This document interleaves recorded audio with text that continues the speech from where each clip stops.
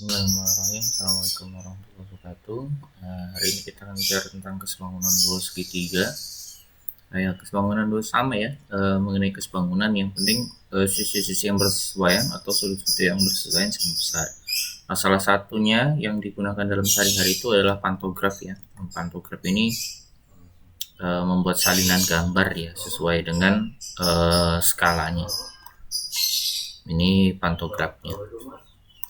Tapi ini bukan yang kita bahas ya. Tapi yang kita bahas ini adalah syarat dua segitiga sebangun. Nah, syarat dua segitiga sebangun seperti ini. Kalau dia sebangun berarti ada dua segitiga nih. Misalnya ada segitiga A dan segitiga B. Ini A besar ya.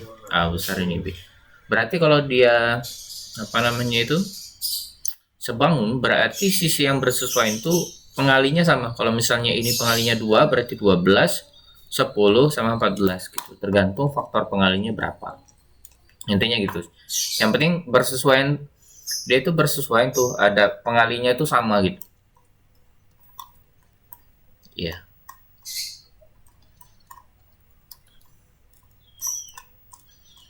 Ini. Misalnya seperti ini ya. Nah, ini materi esensinya. Dua segitiga dikatakan sebangun jika dan hanya jika memenuhi syarat berikut, yaitu perbandingan sisi-sisi yang bersesuaian senilai. Kemudian besar sudut yang bersesuaian sama gitu. Kalau di gambar ini bentuknya seperti ini. Berarti sudut ini itu sama ini sama bersesuaian sama besar. Yang ini sama besar, yang ini sama besar untuk yang sudut ya. Terus kalau untuk yang sisi yang bersesuaian itu dia faktor pengalinya sama, ini 5A. Jadi kalau misalnya ini A-nya 2 berarti 10, 8, 12. Kalau misalnya 3 berarti 15, 12, 18. Jadi pengalinya sama. Jadi sama ini 4, 5, 6 tapi pengalinya itu loh sama ya. Itu yang kita sebut dengan pengalinya sama besar. Itu syarat-syarat sebangun. Nah, ini kita sebut dengan apa ya namanya ya, air mancur. Jadi ada 3. Kalau misalnya AB kuadrat itu berarti 1, 2. Nah, itu kenapa disebut air mancur ya. Kalau misalnya AC berarti bentuknya 1, 2. Gitu. CD, CB. Jadi kayak air mancur gitu. Kalau misalnya AD berarti 1, 2 gitu. Ini disebut dengan apa ya, segitiga air mancur lah, ada yang nyebutnya gitu.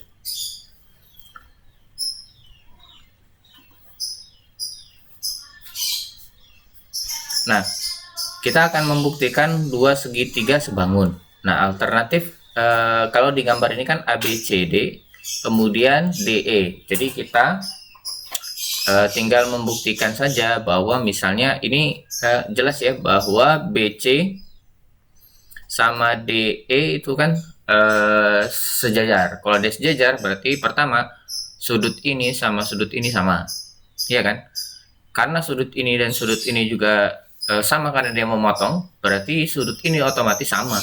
Karena tiga-tiga sudutnya sama, berarti ya ini sebangun. Jadi membuktikannya tiga sudutnya itu sebangun. Lanjutnya, contoh 2, menghitung panjang sisi dan besar sudut yang belum diketahui dari dua segitiga sebangun. Nah, bentuknya seperti ini. Kalau bentuknya segitiga seperti ini, kan berarti sudut ini sama sudut ini sama, yaitu sama-sama 45 derajat. Berarti ini 70 derajat dan ini sudutnya yang lain. Nah, kita ditanya untuk panjang sisi DE. DE itu ini kan. Nah, DE. Nah, kalau ditanya DE berarti kan sama dengan BC ya. Sesuai dengan BC. Dan ini dihapus dulu. Ini Bapak buat segitiga baru ya.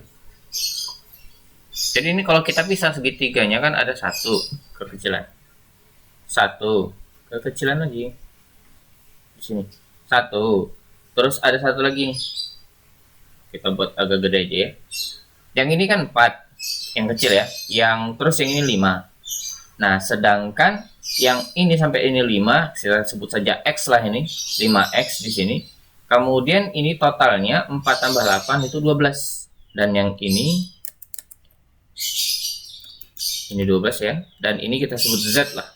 Yang ini Z, yang ini X. Nah, yang ditanya itu adalah panjang sisi DE. DE itu yang mana? DE itu ini ya. DE dan AB. Ini A, ini B, ini C.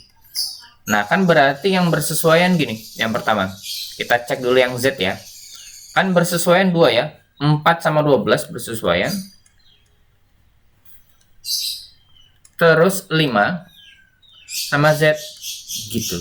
Berarti kita kalikan silang nih. Kita bisa 4 kali Z sama dengan berapa tuh? 5 kali 12. Sama-sama dibagi 4 sisa 3, berarti Z-nya itu 15.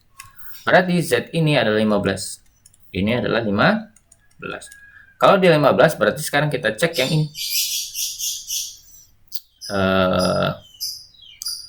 Yang AB.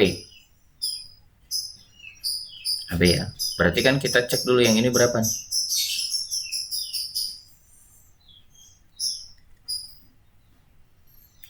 Pertama, kita cek dulu bahwa persesuaian yang mana, 12 saja ya. Kan 4 bersesuaian sama 12. Terus X bersesuaian dengan X tambah 5 gitu. Kalau kita kalikan, ini kok 4X ya. Kalau kita kalikan silang, ini kita kalikan silang, ini berarti berapa tuh? 4 kali X tambah 5 sama dengan X kali 12. Ini kalau kita sederhanakan kali 3 ya.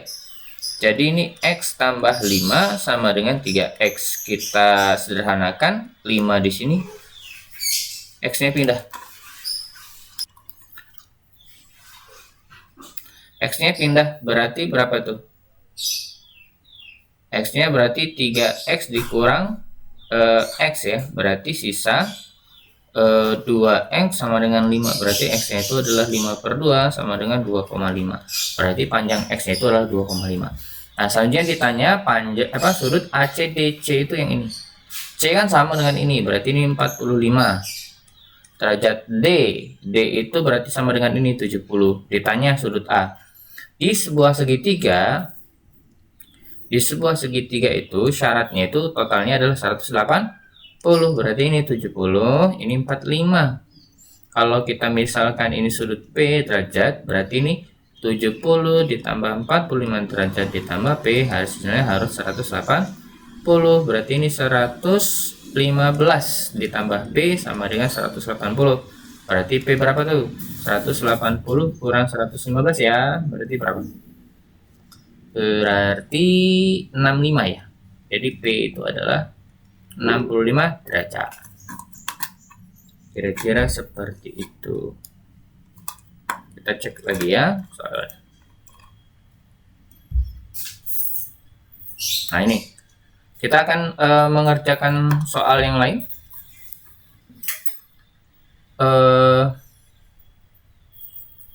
Ini sama dengan ini ya, 53 ya, langsung otomatis nih kalau bentuknya seperti ini. Ini 37 di atas. Ini tinggal 180 di penjumlahan itu.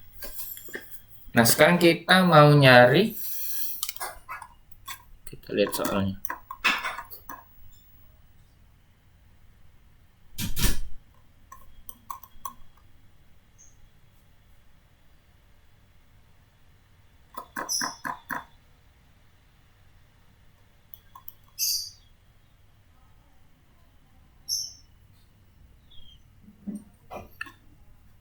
Panjang ini nih. Ini X dan Y kita misalkan. Ini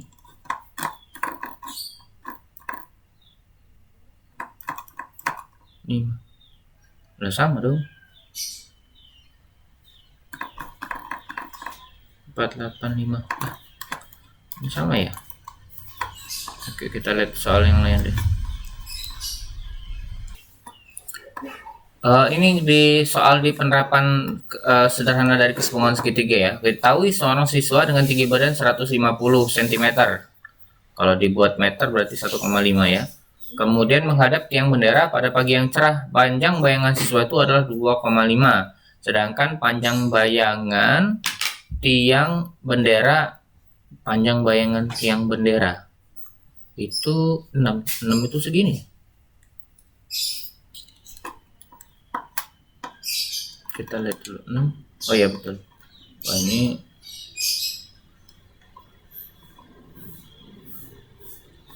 enamnya di mana? Iya betul, enamnya di situ. Karena bisa jadi namanya itu dia berdiri tepat di ujungnya ya. Ini soalnya agak kurang presisi, ini bisa jadi salah ya. Diketahui seorang siswa dengan tinggi badan 150 menghadap tiang bendera pada pagi yang cerah. Panjang bayangannya 2,5 dan panjang bayangannya adalah 6,5. Tentukan tinggi tiang bendera. Tinggi itu kita sebut saja T lah ya. Kalau dia 2,5 berarti ini dari sini ke sini berapa? Dari sini ke sini berarti 3,5 ya, supaya 6 kan?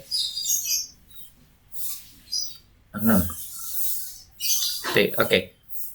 Sekarang kita tinggal perbandingkan saja. Panjang total 6. Yang kecil berapa? 2,5. Terus tinggi yang diketahui adalah 1,5. 6 ya? Oh salah, berarti harus T ini. Berarti ini karena tinggi tadi panjang, berarti tinggi yang kecil, yang besar. T per 1,5. Nah, tinggal kita sederhanakan. Ini kan berarti T kali 2,5 itu sama dengan 6 kali 1,5. Kita sederhanakan dulu ya. Ini kalau Bapak sih lebih suka ini T kan 5/2, terus 6 kali 3/2, ya kan? Bisa disederhanakan gitu, karena pembaginya 2 bisa hilang. Jadi sisa T itu sama dengan berapa nih? T kali 5 sama dengan 18. Berarti T itu sama dengan 18 dibagi 5. 18 dibagi 5 itu 3, sisa 3,6 berarti. Kita cek ada nggak? Betul nggak 3,6? Ya, 3,6 ya. Tapi dalam satuan meter nih. Dalam satuan meter. Kalau dia dalam satuan meter, berarti digunakan dalam satuan senti itu kita kalikan berapa? Kali 100 ya, jadi 360. Gitu.